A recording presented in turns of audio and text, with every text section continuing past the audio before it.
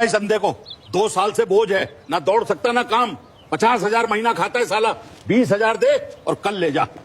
सेठ जी, अंधा है लेकिन मांस तगड़ा है। 20,000 ठीक है।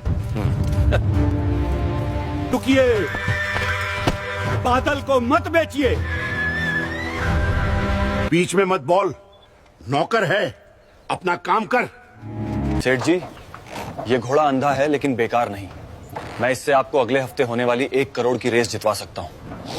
तू 8,000 का नौकर, अंधे घोड़े से 1 करोड़। शर्त रख लीजिए, पुष्कर मेले की रेस। अगर जीता तो बादल मुझे और आधा इनाम, हारा तो जिंदगी भर फ्री नौकरी। ठीक है, जिंदगी भर फ्री नौकर मंजूर।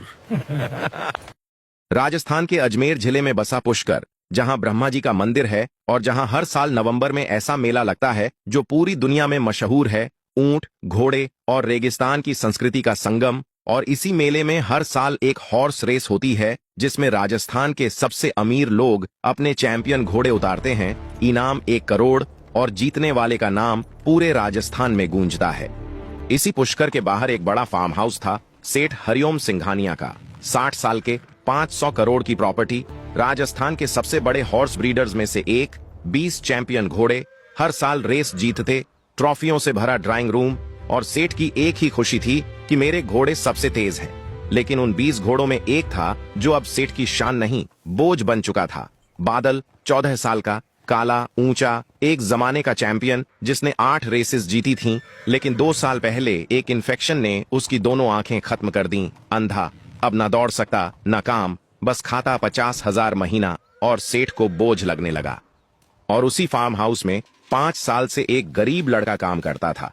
25 साल का अर्जुन गुर्जर, दुबला, काला, चेहरे पर रेगिस्तान की धूप और आंखों में वो शांति जो उन लोगों में होती है जो जानवरों के साथ बड़े हुए हों। अर्जुन स्टेबल बॉय था। 8,000 महीना, 20 घोड़ों को नहलाना, खिलाना, साफ करना और जब सेठ सो जाए तो स्टेबल में अकेले बैठकर घोड़ों से बातें करना। अर्जुन पुष्कर के पास के एक छोटे गांव चंदनपुर का था। बाप 6 साल पहले गुजरे, मां अकेली घर चलाती, छोटी बहन की शादी करनी थी, इसलिए अर्जुन ने 19 साल की उम्र में पढ़ाई छोड़कर सेठ के यहां नौकरी पकड़ी। लेकिन अर्जुन कोई साधारण स्टेबल बॉय नहीं था। उसके अंदर एक विरासत बहती थी जो उसके दादा बलराम गुर्जर से आई थी। बलराम गुर्जर पुष्कर के सबसे नामी घोड़ा ट्रेनर, 40 साल तक राजस्थान की हर बड़ी रेस में उनके ट्रेंड घोड़े जीते, महाराजास के जमाने से लेकर आज तक। लेकिन दादा गरीब मरे क्योंकि हुनर उनका था और पैसा हमेशा मालिकों का रहा। दादा ने कभी शिकायत नहीं की, बस एक बात कहते थे, बेटा, घोड़ा सिर्फ आंखों से नहीं दौड़ता, दिल से दौड़ता है। और अगर दिल तेज है तो आंखें बंद हों तो भी कोई रोक नहीं सकता। दादा ने अर्जुन को बचपन से एक खास टेक्निक सिखाई थी जो उन्होंने 40 साल में डेवलप की। ध्वनि मार्ग यानी साउंड पाथ। इसमें घोड़ा राइडर की आवाज से नेविगेट करता। अलग सीटी, अलग डायरेक्शन, अलग टोन, अलग स्पीड। तेज सीटी मतलब सीधा दौड़, हल्की सीटी मतलब धीमा, 2 छोटी सीटी मतलब दाएं मुड़, एक लंबी सीटी मतलब बाएं। ये टेक्निक इतनी प्रिसिस थी कि घोड़ा बिना आंखों के भी परफेक्ट दौड़ सकता था। बेटा, अंग्रेजों के जमाने में महाराजा जयपुर के पास एक अंधा घोड़ा था जो मेरे दादा ने इसी टेक्निक से ट्रेन किया था।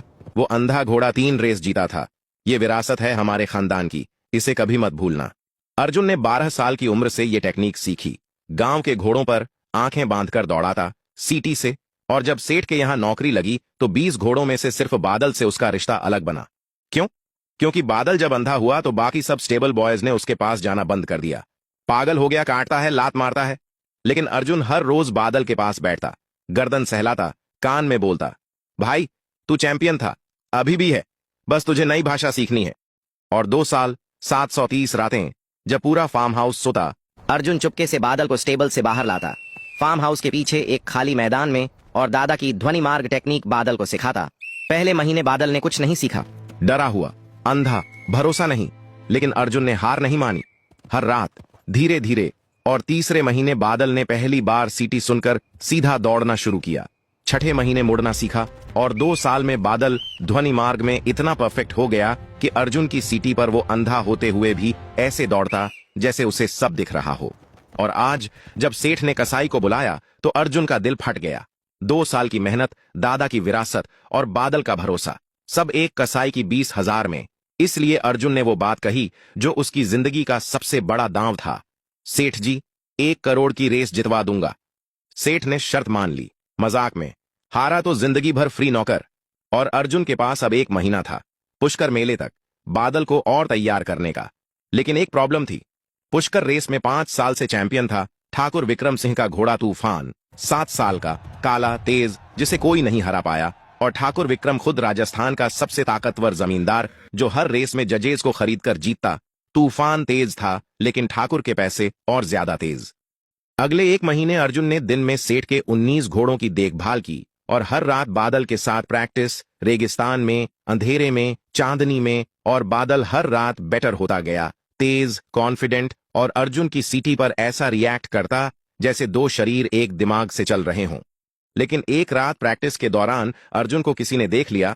ठाकुर विक्रम का एक आदमी जो सेठ के फार्म हाउस के पास से गुजर रहा था, उसने ठाकुर को बताया, साहब, सेठ का एक नौकर रात को एक अंधे घोड़े को दौड़ाता है सीटी बजाकर, और घोड़ा बिना आंखों के दौड़ रहा।